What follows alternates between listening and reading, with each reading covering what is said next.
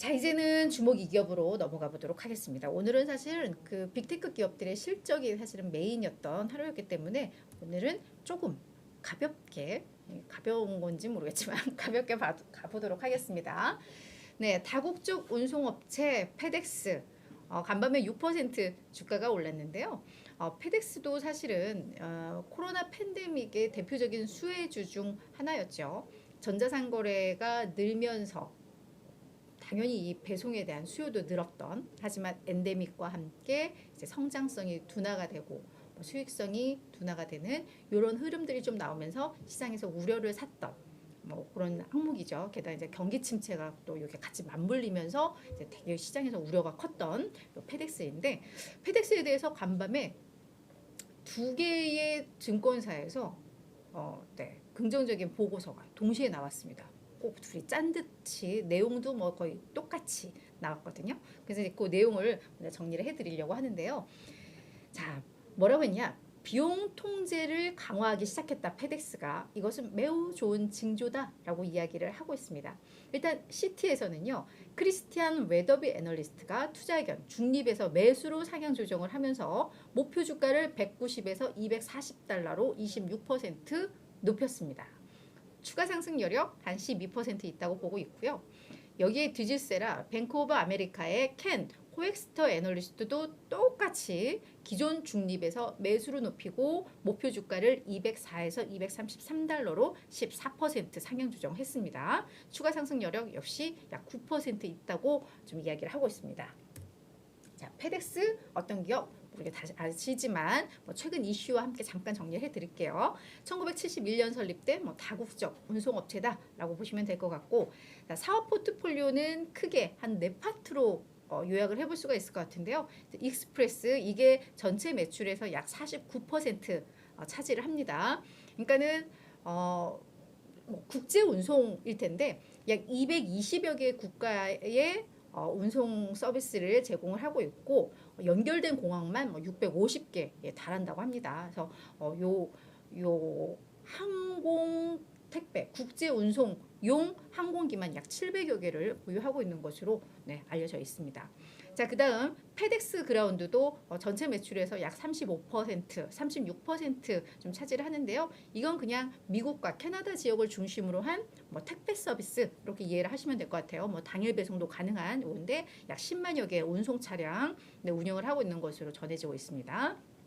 자, 그 다음 페덱스 프라이트, 이것도 약 매출 비중이 10% 정도 되는데요. 미국과 북미 지역에서의 소량 화물 배송을 주로 하고 있고, 이제 이 밖에 마케팅이라던가 커뮤니케이션이라던가 이런 서비스 기타 부분이 약 5% 차지를 합니다. 페덱스에 최근 무슨 이슈가 있었길래 동시에 보고서가 2개가 나왔느냐? 지난 1일에 고위 임원, 글로벌 고위 경영진 약 10%를 구조조정하겠다라는 걸 블룸버그 통신이 보도를 했고요. 이제 그 보도의 근거들은 아마 회사 측에서 직원들한테 메일을 보낸 것 같습니다. 그래서 그 내용이 좀 전해진 건데, 경영진 10% 이상을 감축하겠다. 왜? 지금 전자상거래 시장이 위축되고 수요가 감소하면서 어려움을 겪고 있기 때문에 비용 통제를 하겠다라는 건데요.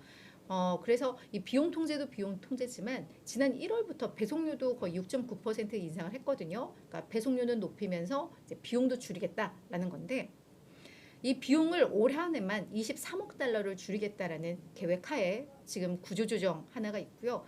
조직도 약간 변화할 예정입니다.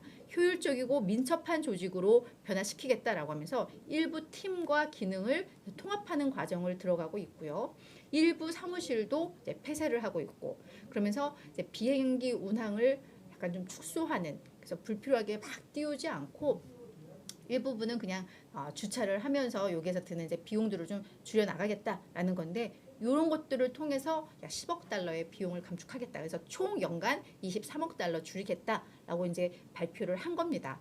결국은 요 소식에 대해서 월가에서는 이제 환호를 한 거다라고 보시면 될 텐데, 그 내용 뭐 때문에 이렇게 비용 절감하는 거 되게 어렵다라는 거에 대한 또 근거로도 삼을 수 있는데, 이걸 왜 이렇게 긍정적으로 보는지에 대한 내용입니다. 그래서 간단합니다. 자, 일단 이 인원 감축, 10% 인원 감축이 페덱스에는 어느 정도 어떤 효과를 내느냐에 대한 이제 분석들이 좀 나왔는데요. 이건 아마 뱅크 오브 아메리카에서 썼던 내용으로 제가 기억을 해요. 중장기적으로 이 인원 감축, 10% 인원 감축을 통해서 5억 6천만 달러의 비용을 절감할 수 있다. 이게 그럼 어느 정도의 효과냐? 분기별로 EPS 0.4달러를 높일 수 있다. 그러니까 얘들이 만약에 분기별 뭐 EPS가 2달러라면 2.4달러로 높아진다라는 거죠. 그러면서 얘들이 경영 효율성도 이제 개선을 시키고 있는데 이는 결국은 수익성과 현금 흐름 개선으로 이어질 것이다 라는 게 이번 인원 감축 효과, 구조조정의 효과로 정리를 하고 있습니다. 그러면서 자, 이렇게 되면 결국은 주가도 상승할 수 있을 것이다 라는 건데요. 일단 그러면서 이게 시티에서는 연간 주가가 한 200에서 300달러 수준까지 이제 요 구간에서 이제 거래가 될 것이다라고 이야기를 하고 있는데, 그러니까는 지금 목표 주가는 뭐 230, 240달러 제시를 하고 있지만 오히려 이게 더 계속해서 진짜 수익성이 개선되고 현금 흐름이 개선되면 그 이상도 갈 수 있다라고 보고 있는 건데요.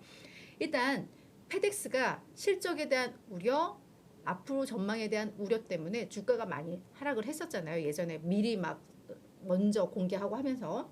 그러면서 2023, 2024 회계연도의 실적 부진을 어느 정도 시장에 먼저 알려줬고 그 부분이 이미 주가에 선 반영된 측면이 있다.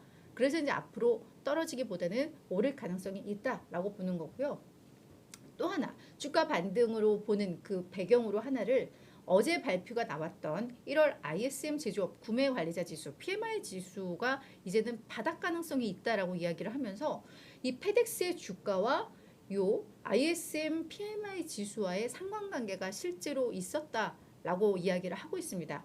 그러면서 이게 이제 47.4를 기록을 하면서 2020년 팬데믹 이후에 이제 최저치를 기록을 했었는데 이게 이제 바닥일 가능성이 있다라고 보면서 이게 바닥이라면 거의 주가도 거의 이제 바닥이다라고 하면서 이게 올라설 때 개선이 될 때 페덱스도 개선되는 게 나오기 때문에 이 흐름을 긍정적으로 자기는 판단하고 있다라는 게 전반적인 평가였습니다.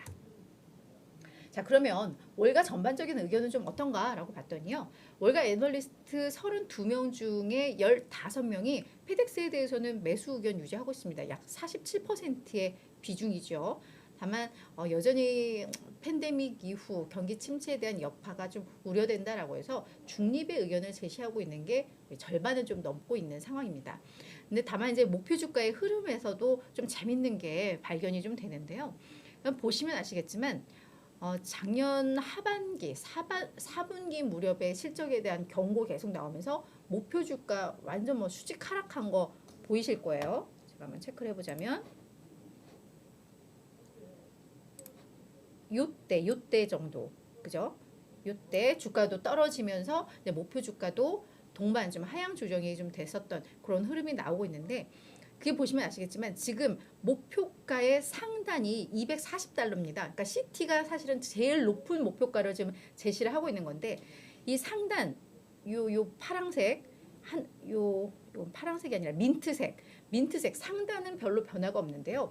목표가 하단은 조금씩 높아지고 있는 게 좀 보입니다. 이 파란색 맨 아래 깔린 부분. 그래서 지금 하단은 145달러에 형성이 되어 있는데요.